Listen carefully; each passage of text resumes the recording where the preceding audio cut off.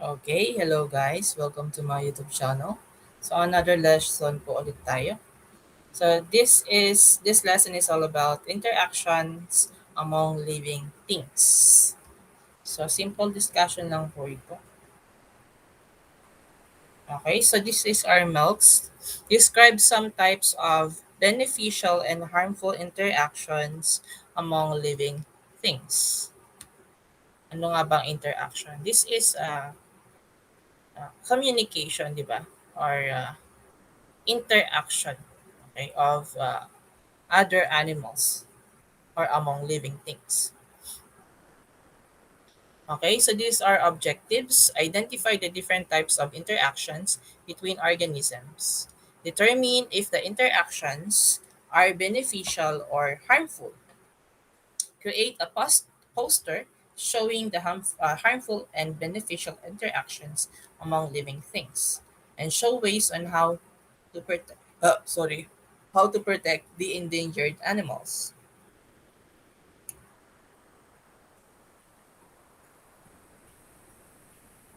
Okay, life lesson. Other living things and the physical environment affect the lives of all organisms. By understanding how living things interact with each other and their environment, we can help preserve the treasures of nature. So, what are the factors for the survival of organism? So, syempre, yung mga organisms naman ay connected yan sa isa't isa. Diba? May iba-ibang klase kasi tayo ng organism. May herbivore, may carnivorous, may omnivorous. So, depende ito sa food na kailangan ng isang organism. So, meron tayong tinatawag na survival or factors for the survival of organism. First is living biotic and non-living abiotic factors have great influence on the survival of organism. So an organism life process is affected by limited distribution and abundance of these abiotic factors, which include light, air, water, mineral, temperature, and space. So ito yung abiotic factors. Kung wala po itong light, air, water, minerals, temperature, and space, hindi po mabubuhay yung isang organism. Okay, ito po yung abiotic factors. So these are types of interaction among living things or biotic factors. May tinatawag po tayong symbiosis. This symbiosis is any relationship that involves two or more species living and interacting together. So may iba-ibang klase po tayo ng symbiosis. For example, clownfish in sea anemone and oxpeckers on the backs of buffalo. So meron silang symbiosis or relationship or interaction. Okay? First type of interaction is mutualism.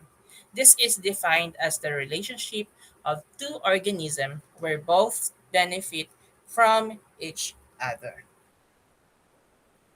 For example, bees and flower.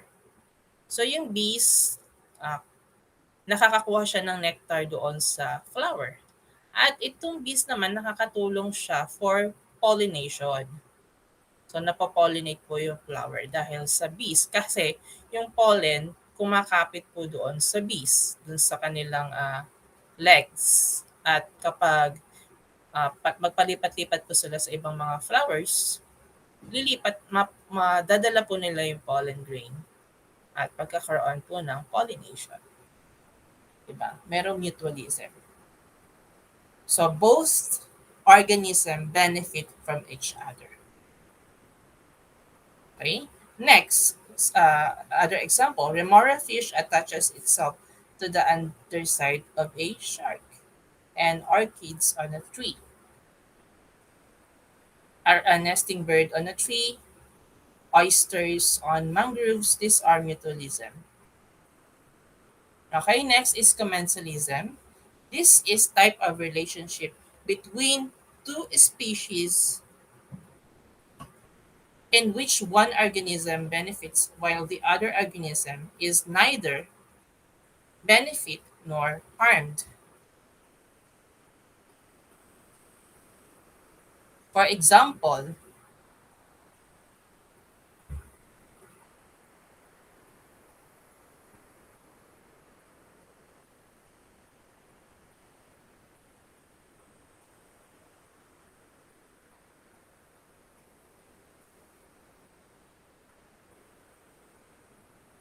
okay. So yung mutualism po, ito po yung example niya. Okay? Ito. Okay? Types of interaction among living things, symbiosis. Ito po yung sa mutualism. Clownfish in sea anemones, speckers on the back of buffalo is mutualism. Okay? This is commensalism. Remora fish attaches itself to the underside of a shark and orchids on a tree. This is commensalism. And a nesting bird on a tree, oyster on mangroves. This is commensalism. Sorry po. Okay? Pag sinabi natin commensalism, walang ah, na napapahamak, ah, wala din nagbe-benefit. Kumbaga, pantay lang. Okay?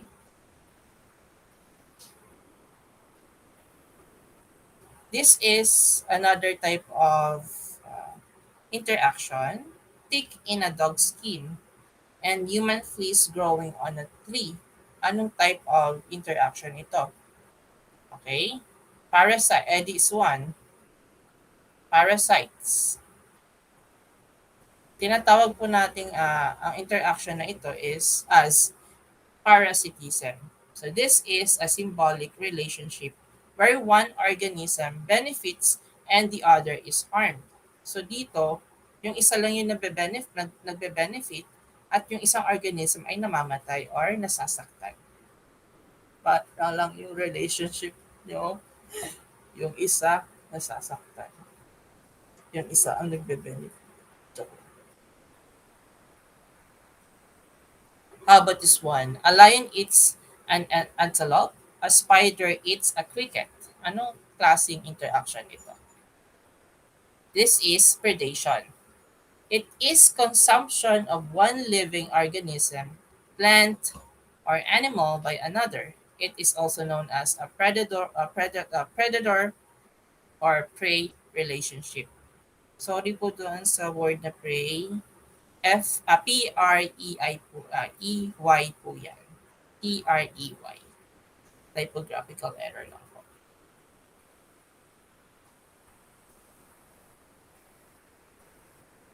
Okay? Yung kanina yun meron kasing mga carnivorous animals na kinakailangan nila kumain ng ibang organism. So, tinatawag natin yung predation. Next is this one.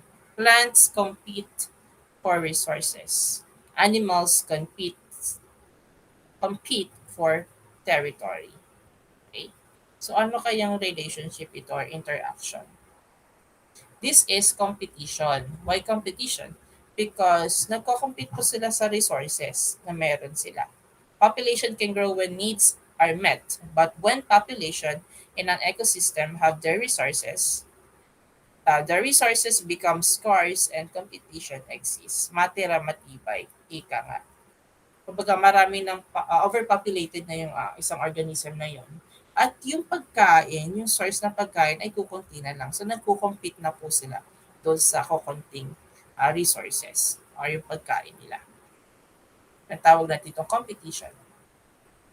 Animals compete with both members of the same species and with other species for resources, food, and hiding places to avoid predators and to protect their young territory or nest sites.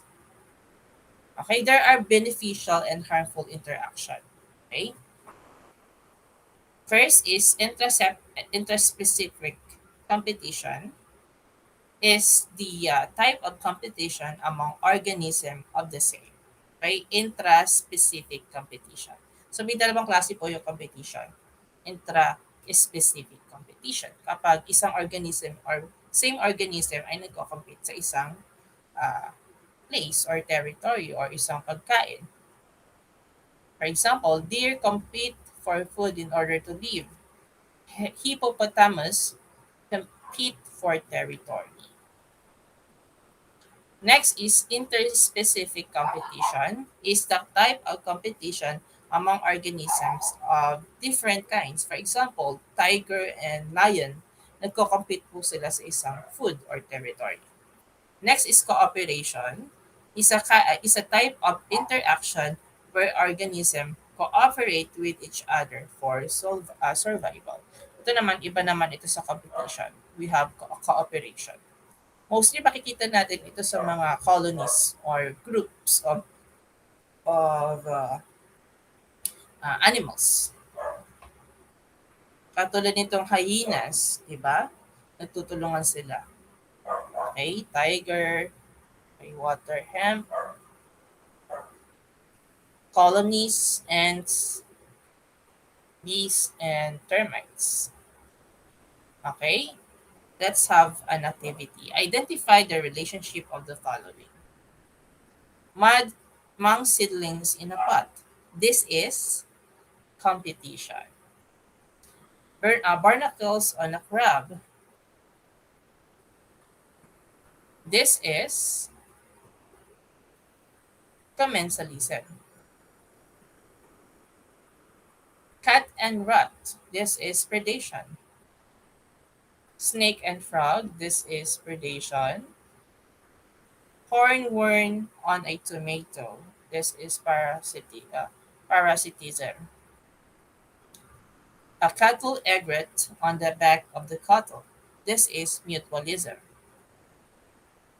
Lice on our hair. This is parasitism. Crocodile and plover bird. This is mutualism. Okay, any question po? Kung may tanong po kayo, mag-comment po kayo sa comment section. And thank you for listening. I hope you learned something. Bye-bye!